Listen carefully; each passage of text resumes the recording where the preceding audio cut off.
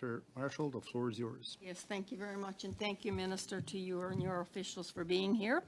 I wanted to talk about the announcement of the Bank of Canada this morning.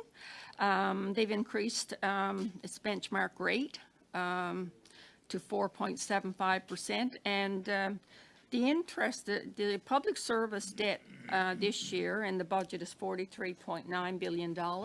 Is there a revised figure for that now? I would like to know what it's going to increase to as a result of the announcement this morning. I just need a number. There is not a revised figure yet, but we're working on it. Okay.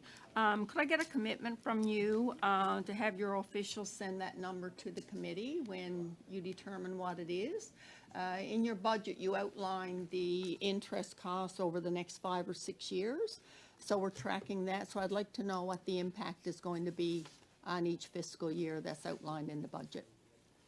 You certainly have my commitment that we will regularly update Canadians and the committee as the economic situation changes, and we will certainly do that in the fall economic update. There are a lot of factors that are in motion right now. One of them, for example, is GDP, which in the first quarter came in higher. So we provide updated numbers at regular intervals, and we will continue to do that. That is a no, we're not getting it. Okay, my second question. Canadians are really struggling now. We can look at people lined up at the food banks. The food banks are overwhelmed. People are having financial difficulties paying their mortgages. So this rate increase is not a good sign of things to come. And we've been hearing a lot from the governor and the former governor of the Bank of Canada, and also a lot of economists, and they're saying that a lot of the inflation, actually they're saying all of the inflation now is homegrown, and at least the government is at least responsible for some of it. And your spending, the spending of the government, it just keeps increasing and increasing. So as you look at each financial document, the numbers are getting bigger and bigger. So when you look at the fall economic statement, we see the numbers. Then when we look at your numbers in the budget, they're even bigger. So when are you going to control spending?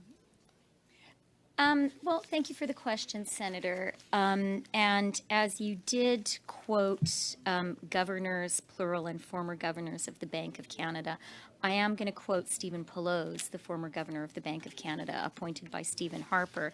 After we tabled our budget, he said that the budget, quote, arguably boosts the supply side of the economy, which is not fiscal stimulus, but a more disinflationary policy aimed at expanding economic capacity. He went on to say, and I quote, "It is even possible that Budget 2023 will help improve the odds of a soft landing in the economy by buffering demand and boosting supply." In terms of the fiscal position more broadly, I think it is important to be clear with senators and Canadians that Canada is in a very responsible fiscal place. After I tabled the budget, S&P reiterated our AAA rating, and Canada today has the lowest deficit in the G7 and the lowest debt to GDP ratio in the G7, lower than other AAA-rated G7 peers like Germany and the United States. Minister, you're being very selective with your ratios. You're always bringing out the same, the same positive ratios.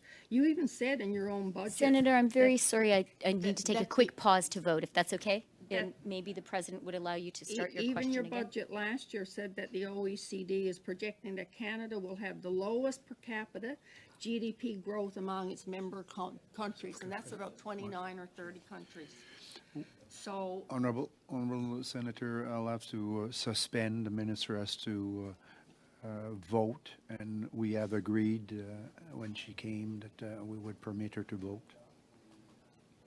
Ready, Minister? Yes, and I'm sorry, Senator. And Senator Marshall, you have not lost any minutes. okay, I was saying that you always bring out the same optimistic ratios. There's, of the 29 OECD countries, Canada is 11 out of 29 when you talk about the net debt to GDP. And even your own budget says that the OECD is projecting that Canada will have the lowest per capita GDP growth among its member countries. But Canadians aren't feeling optimistic Minister, and the economy is having problems. And, you know, the spending by the government is accelerating, or at least contributing to inflation. And the government needs to roll back its spending. And there's, every time we look at a financial document from the government, the spending goes up. You look at the fall fiscal update, and then you look at the budget, and it's gone up by, I don't know, $60-odd billion. And then you look at the supplementary estimates, and this year is much higher than last year. So we're looking at supplementary estimates. Last year was $397 billion. This year it's $432 billion. Supplementary estimates A, $9 billion last year. It's $21 billion this year. So you've almost lost control of the spending. The spending is just going up and up and up. All the numbers are going up. No numbers are going down.